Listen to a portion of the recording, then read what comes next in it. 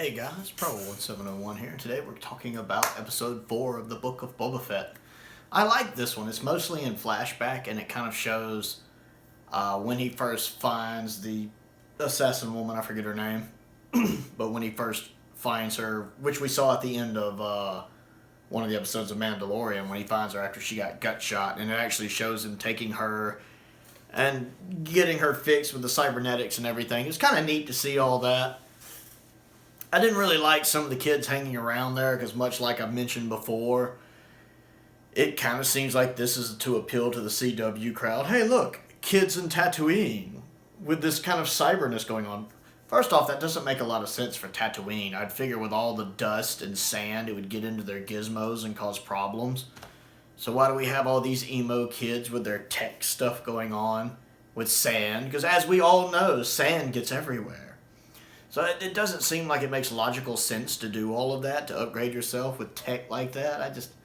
Seems dumb. Aren't you going to close her back up? Nah, well, of course not. Let's just let all the sand get up and into her circuitry. It doesn't make any logical sense. Looking past that, I enjoy seeing everything going on there and finding out the reason he saved her was to help him get his ship back.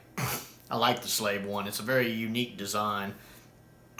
So seeing him go through all of that to get the ship back, I really liked. I liked her little exploratory ball. Kind of looks like the little practice ball that Luke was fighting against when he was practicing with his lightsaber on the Millennium Falcon in A New Hope. Nice little homage to that, I think. And I like how it basically drew her a whole map of the area and where all the security guards were located. That was pretty cool. I like watching them fight the droids when they first break into it, and the one droid kind of has that General Grievous thing going on with the spinning arms. That was a nice little homage to that. And I like how they defeat it so easily because the assassin just sneaks up behind him and it's a neat little thing she has that she can just cut through bars and stuff. You're kind of like, how come nobody else in the Star Wars universe has ever had one of these other than, I guess, a lightsaber? They can just... That would have came in handy in other spots in Star Wars, I think. I can think of several video games I would have liked to have had that. And I'm through. I don't have to go spend half an hour looking for the key.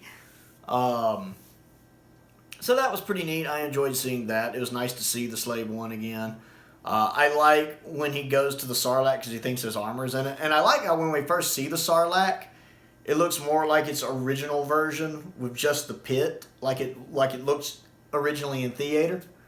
And then after they get down into it, you see the beak come out, the special edition look. So I like that it pays tribute to both the original look of the Sarlacc and the special edition version of the Sarlacc with the added beak. And I knew something was coming, but when they were lowering down to it and how the camera was panning on it, I'm like, jump scare, jump scare. They're going for a jump scare. Friday 13th jump scare. Sure enough, when the beak popped out, I was like,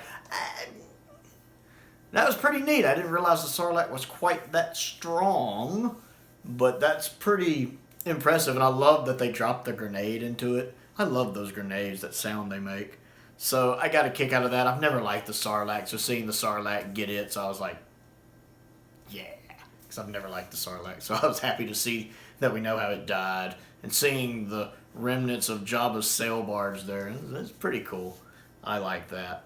Knowing that Boba Fett's finally fully healed from his scars is nice. I like the fact that it's easy to tell when you're in flashback mode because of his scars and when you're in the present because he doesn't have the scars. I mean, it's pretty easy to keep up with anyway, but I do like how that differentiates the time zones, the time periods.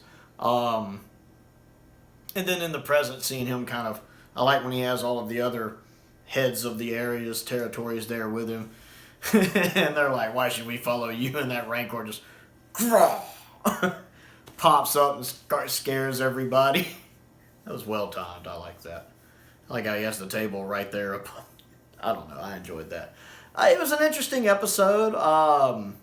Again, it's kind of just another slice of the bigger story like Book of Boba Fett seems to be. But I enjoyed it. I liked it. I liked a couple of the little nods in it. Didn't really like the CW kids. But it was fine. I mean, that was my thoughts on it. I don't like Book of Boba Fett as much as I do Mandalorian. But I'm enjoying it for what it is, and I think that review pretty much covers my main thoughts on it. So that's my thoughts on Book 4 of the Book of Boba Fett. I'd like to know what you think of it. So, comment down below and let me know. I always enjoy hearing what you think. Other things to do, click the like button, click the subscribe button, click the bell for notifications so you never miss out on another video. Check out some of the other videos. Some of the older videos that I do on this channel are lightsaber replicas, so if you like lightsabers, I would check those out. They're much more in-depth than this review was. I also have a Patreon if you would like to contribute to that. There is a link to my Patreon down in the description below. My entry-level tier is only $2 a month. I also have a P.O. box down in the description below. If there's anything you'd like to send me, feel free to check that out. And a link to my Amazon wish list is there as well. I want to give a special shout out to two of my top-tier patrons, Stephen Crane and the Fifth Doctor. I really appreciate their support, as I appreciate the support of all of my patrons. Most importantly, thank you for watching.